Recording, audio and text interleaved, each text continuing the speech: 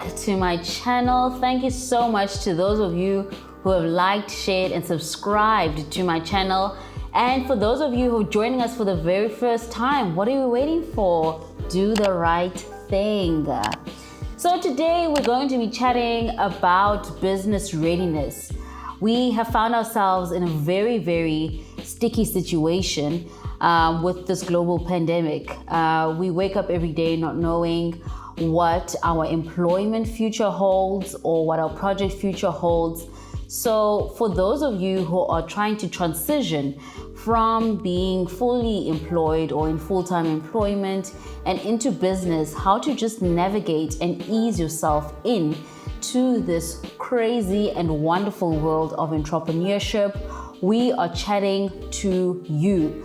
So we're going to be covering a few points from being an employee to employer, and then we're going to do a quick checklist to find out, are you really ready for business? And if not, then these are the tips and steps that you should be taking. So you are coming from full-time employment and looking to take the leap or take the jump. You come from a firm or from an organization that has been standing for many, many years, that has got all the reputation and the goodwill and the financial backing. So you've never really had to worry about how to start your own brand, to start Sesetu Komo Communications, or to start whatever it is that you are looking to do in these new and uncertain times. Or maybe you feel that, you know what, I actually want to branch out and share my views in my own personal capacity and not under the auspices of my company. How do I go about that? So we'll be breaking those down for you today and just chatting about the different steps in doing the transition or making the transition, and then having a quick checklist to find out, what am I doing right? What am I doing wrong? Or what is still outstanding in terms of what it is I need to do to create this new leg or to create this new entity of my life. So first things first, build a strong personal brand. Personal branding is imperative, it is essential, it is a no-brainer. As much as you think you may not be a brand, the fact that you are walking on 2 feet or are alive and are doing something, you are a brand. Whether you are a 5 Rand brand, 50 Rand brand, 50,000 Rand brand, or a 50 million Rand brand, the fact of the matter is you are a brand. So start working on your personal brand and finding out what it is that sets you apart or makes you different. What are your value sets? I know for my values, I thrive in the space of being a builder, a dreamer, and a believer. If anything that I do does not speak to those values, then I wish to not partake in them. So when I play to my values and I play to who I truly authentically am, I find that there will be opportunities or other like-minded people who I will be drawn and connected to. So building a personal brand would mean being intentional about your social media presence, being intentional about what you do, where you do it, and how you do it. The conversations that you have, the content that you put out. Remember, a brand is only a perception of what you put out. So if you put yourself out in the club every weekend and that's what we see on social media, then that's the brand you're putting out. If we see you in the gym every day, you're creating a certain type of brand. If we see you reading good books and engaging in talks and those types of activities, then that is the type of brand you're putting out. So you are responsible and you are accountable for the type of personal brand that you put out to other people. Number 2, establish strong strategic relationships. So what does that mean?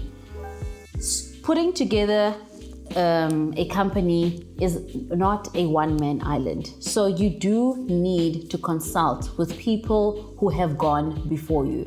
Having a mentor is one of the greatest things that I have found has assisted me in keeping me accountable, in ensuring that I'm on the right track. And when I do fall off the track, your mentor can help you in keeping you in line. So having strategic relationships means going out there, mingling, doing the uncomfortable thing of networking, going to functions that are directly aligned to what it is that you want to do or where you see yourself, and start engaging and interacting with some of the people that you look or aspire to. Now, it's not as easy as it sounds, as firstly, you might not gain access to entry to all these places, or when you do get there, you feel out of place, or whatever the case may be. However, it is the long and tiring road of building these strategic relationships in order to enhance your business. Also, come with some form of value add. What are you bringing to the table? It's all good and well to wish to have the greatest mentors, but sometimes I find that when I mentor students or young people, that they don't really know what they want to bring to the table. If you tell me, I want to start a business like yours, what does that mean? Do you want to be in a communication space? Do you want to focus on events? Are you into digital marketing? Or do you just like the notion of having a company? So come to the table with something that you feel is something that's challenging you, or something that you want to do better, and then the mentor will be able to unlock or unpack whatever it is that you bring to the party. Thirdly is to create a financial plan. Now, coming from a position where you could have had a salary on the 25th of every month, a retirement annuity, medical aid subsidized, and all those great perks that come with being in a full-time job, being an entrepreneur is a totally different ballgame. You are the one who is responsible for ensuring all of that happens. When you come from your workplace, you don't think of factors such as having sugars and teas and coffees and toilet paper for your staff members, but those are integral parts and costs that you have to factor in once you have an office space. So when you are now transitioning into this new space, think of the costs that are going to be implicated. Some of them you might not know or might not see them until they happen, but factor in what you do know right now. What do you need to cover your personal life first and foremost? Do you at least have 6 months of that amount in order for you to take care of yourself should the business go up or down? And also, what if there is a tragedy or a risk or something really nasty happens and you would have to then contribute financially? Think of those financial costs before taking the leap. What I always advise is at least have a 6-month kind of setup where just before you kind of transition into the world of entrepreneurship, make sure that you do have a backup financial plan, because things get really rocky. It always looks great on paper that you've spoken to X, Y, and Z, and they said they're going to support you once you stand on your own as a consultant, and then you do stand on your own as a consultant, and they just fade on you. So be sure that you are financially secured first and foremost. Take the leap, and then also make sure that there is a little pocket for your emergency funds. So we've spoken about the transition and what are the top 3 things that you need to factor in before making this transition. Now we're going to do a quick checklist just to see if we've got the basics in check. These are everyday things that we need to consider and apply, and also get a bit of help if needs be. So first things first, when we are checking for our readiness, is the vision and the mission statement. Do we know what our vision and the mission for the business is all about? This I shared in episode 2, so if you want more information on episode 2, just go back to episode 2 and you'll find it there. What is your SWOT analysis? When we look at a SWOT analysis, What are your strengths? What are your weaknesses? What are you good at and what are you not so great at? The beauty of understanding what a SWOT analysis does is that it helps us fill the holes in our bucket. We know what we're good at and what we are weak at, we work on, or we provide external assistance to come in and assist where we are not strong at. So strengths and weaknesses are the internal things that we have that we are putting out into the business, and your opportunities and threats are external. So those are things that you cannot do from the inside out. What opportunities do you have? Being based in Gqeberha, the opportunities I have of being a communication specialist are not so wide, not so great, but the opportunities are also the fact that I'm a young black female under the age of 35. I can have a lot of equity collaborations with other companies that are already moving in business or have already established a much firmer ground. So what are the threats? The threats could be a myriad of things. A threat right now could be this global pandemic, that a lot of the events that we had planned to do have either been put on hold or have been cancelled altogether. Some of the workshops that we had to do have also been put on hold or cancelled. So what does that mean? That means it affects the cash flow of the business. These are external things that we can't necessarily do anything about. However, we need to find alternatives. So if we can't have a live version of the concert or a live version of the workshop, what do we then do? We take it virtually. So SWOT analysis helps us understand what are our internal strengths and weaknesses and how we play to our strengths and work on our weaknesses. Our opportunities and threats are what is at present out here. What can I do to enhance the business from the outside in? And what are the threats that we are faced with, and how can we pivot those threats and make sure that they are in our favor? Also, are we able to do something as basic as preparing a quote or a proposal? So I meet you and you say to me, Sasetu, I really want you to try out this new and improved version of my socks. They are highly perforated, and I say, please drop me a mail with a quick proposal and roughly how much I'm looking at a pair of socks. Those are basic things that any business person should be able to deliver quickly.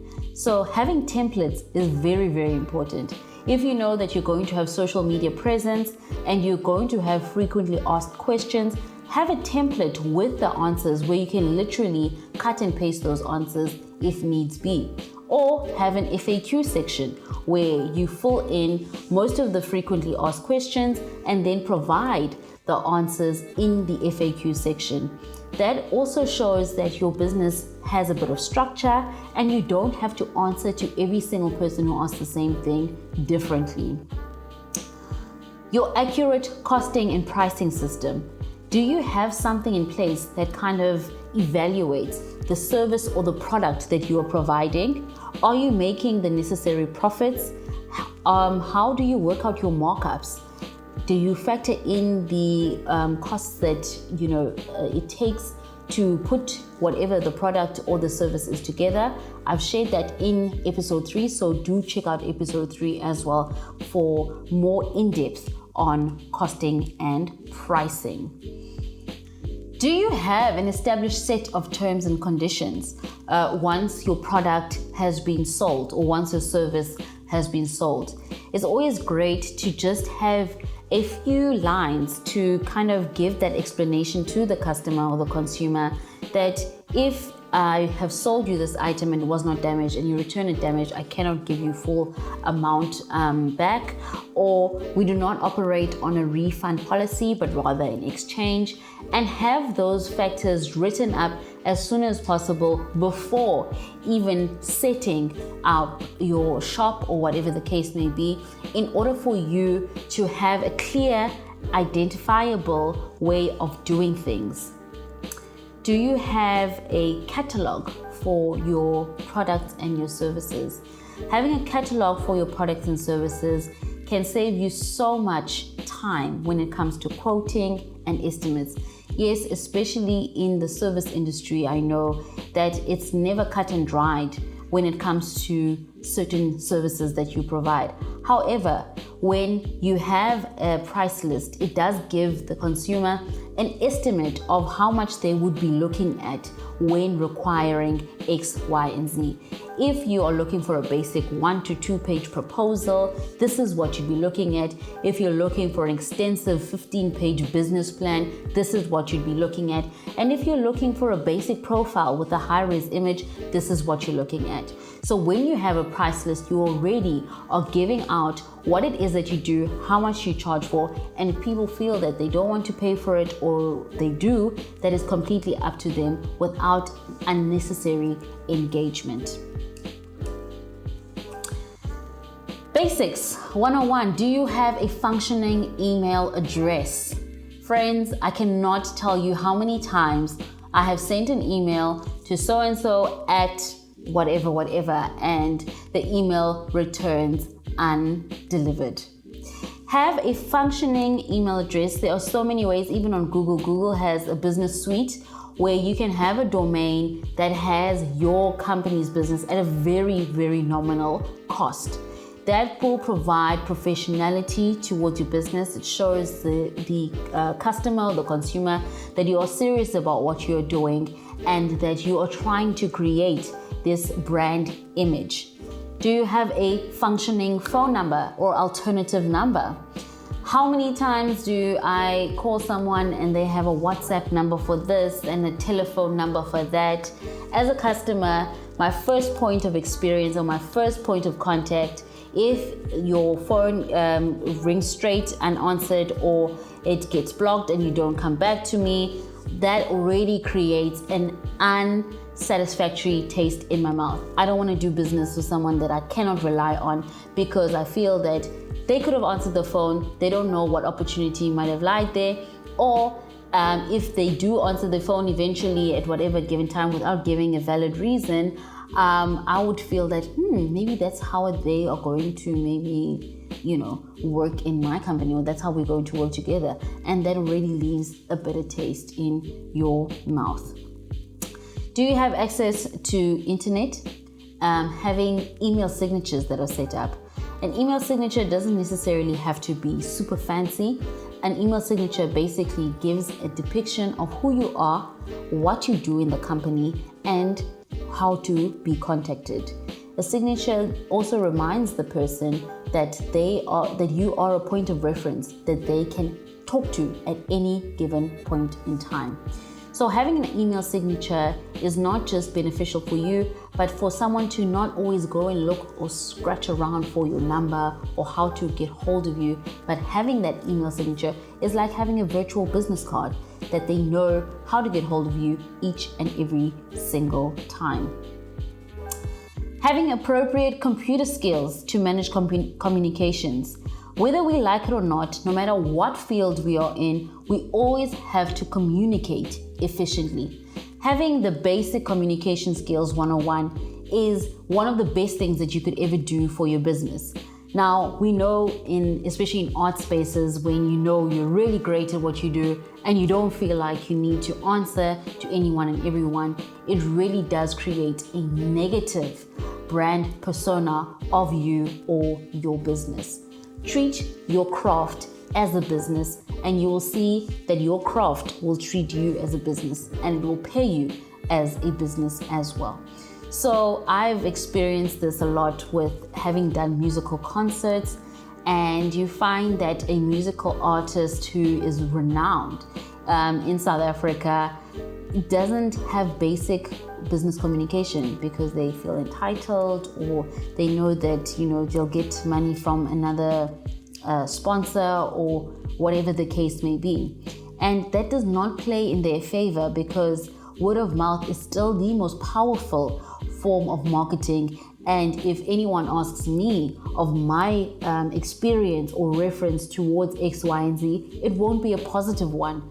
And if I share that non-positive experience with someone and they share it with someone else, sooner or later you will find yourself in an unfavorable position with something as minute as having to handle your communication efficiently.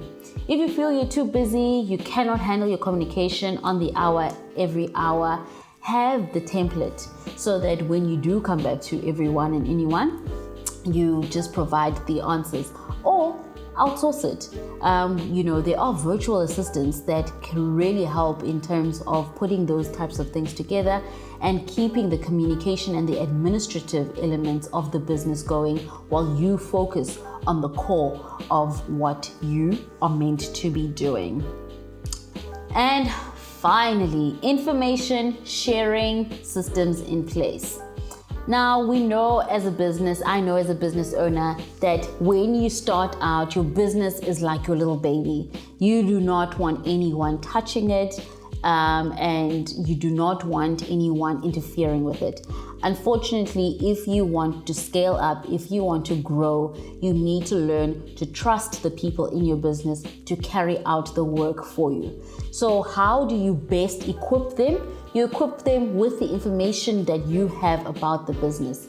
Let the information that they need in order to enhance the business or make it grow be easily accessible, so that if anything were to happen to you, whether you get knocked over by a bus, or you find yourself having to take care of your family out there in the homelands, that your business is still running at full capacity, that nothing has changed because you have shared the necessary information and not all systems and processes are stuck in your head.